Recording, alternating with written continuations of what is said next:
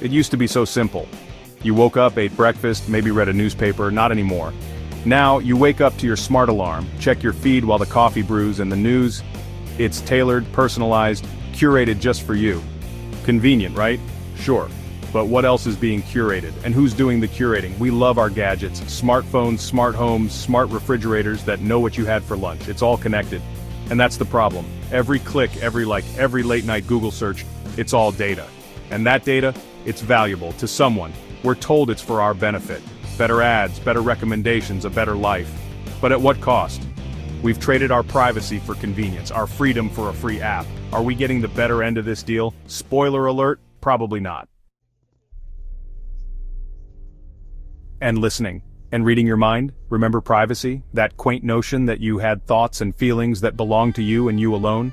Yeah, those days are gone. Every keystroke is recorded, every conversation, analyzed. Even our emotions are up for grabs. Facial recognition software can read your mood better than your spouse. And don't even get me started on those creepy targeted ads. It's like they're living in your head, rent-free. But it's more than just ads, it's about control, who we vote for, what we buy, what we think. Our data is being used to manipulate us, to shape our beliefs, to engineer our consent. It's happening right now, whether we realize it or not. Think about it. That news article that popped up on your feed? Carefully chosen by an algorithm designed to keep you outraged, engaged, and clicking. That product recommendation? Based on your browsing history, your location, and maybe even your DNA.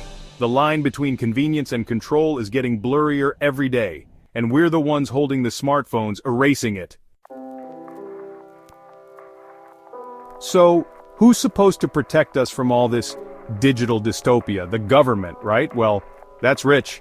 They're the ones who wrote the Patriot Act. They're the ones buying up all that surveillance data. Turns out the fox isn't so good at guarding the henhouse when he's got a taste for chicken. Look, I'm not saying all technology is bad, but we need rules. Laws that protect our privacy, our data, our right to exist without being tracked, analyzed, and monetized. The problem is, technology moves faster than a cheetah on a rocket-powered skateboard. By the time our lawmakers understand a problem, it's already obsolete. And that's assuming they even want to understand it. We're talking about people who think the cloud is an actual cloud, who still use AOL email, who think the algorithm is some kind of mythical creature. They're supposed to regulate artificial intelligence? Good luck with that. Let's talk about Montel Alexander Bowman. You haven't heard of him? Don't worry, most haven't. But Montel's story is important. He claims he's been the victim of government surveillance for 40 years. Thought control, manipulation, the whole 9 yards. Sounds crazy, right? Maybe, maybe not. Montel's claims are wild. He talks about black illegal cuts and super white Operation One. He wants $1 quadrillion in compensation. He says he's been living in a radiographic biograde. Again, crazy, right? But here's the thing. Even a broken clock is right twice a day. Could it be that Montel is onto something?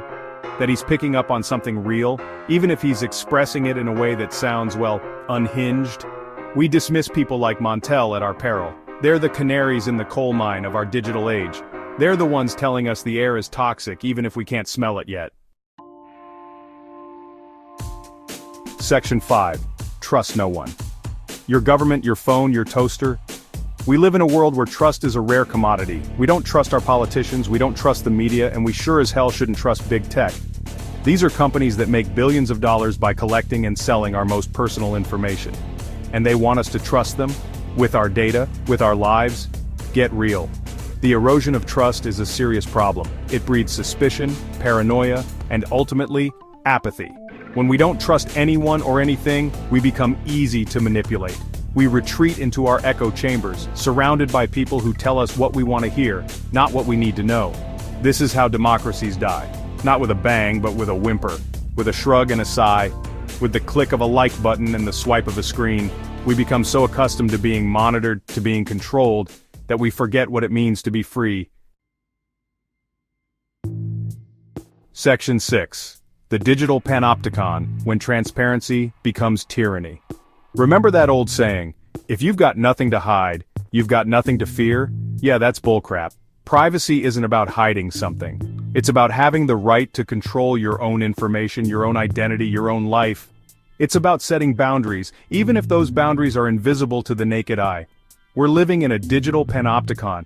Every move we make, every thought we have is being tracked and recorded, and the worst part is, we're voluntarily participating in our own surveillance. We post our lives on social media, we share our location data with apps, we willingly hand over our biometric information in the name of convenience. But this isn't about convenience, it's about control. The more information these companies have about us, the more power they have over us. They can predict our behavior, influence our decisions, and ultimately control our lives. And we're letting them. Section 7, Fighting Back.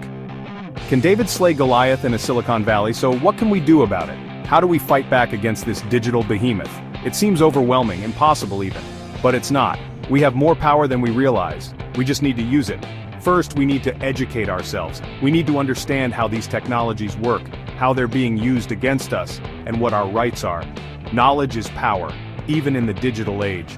Second, we need to demand better from our elected officials. We need to hold them accountable for protecting our privacy, our data, and our freedom. We need to make it clear that we won't tolerate being treated like products instead of people. And finally, we need to support organizations that are fighting for our digital rights. Organizations like the Electronic Frontier Foundation, the ACLU, and Access Now are on the front lines of this battle, and they need our support. Section 8. The future of freedom. Will we be citizens or subjects? The future of our freedom, our democracy, and our very humanity depends on the choices we make today. Will we continue down this path of unchecked technological advancement, where our every move is tracked, analyzed, and monetized? Or will we demand better? Will we fight for our right to privacy, our right to control our own information, our right to be free? The choice is ours. We can be the masters of our technology, or we can be its slaves. We can use it to build a better world, or we can allow it to destroy us. The future is unwritten. Let's make sure it's one worth living in. Section 9. A call to arms and laptops. What can do? This isn't someone else's problem, this is our fight. Every single one of us has a role to play in protecting our digital rights. So what can do? Start small, change your privacy settings. Use a VPN. Be mindful of what you share online. Support companies that respect your privacy. Talk to your friends and family about these issues. The more aware we become, the harder it will be for them to control us. This isn't about being paranoid. It's about being informed. It's about taking back control of our digital lives. It's about fighting for the future we want, a future where technology serves humanity, not the other way around. Are you with me?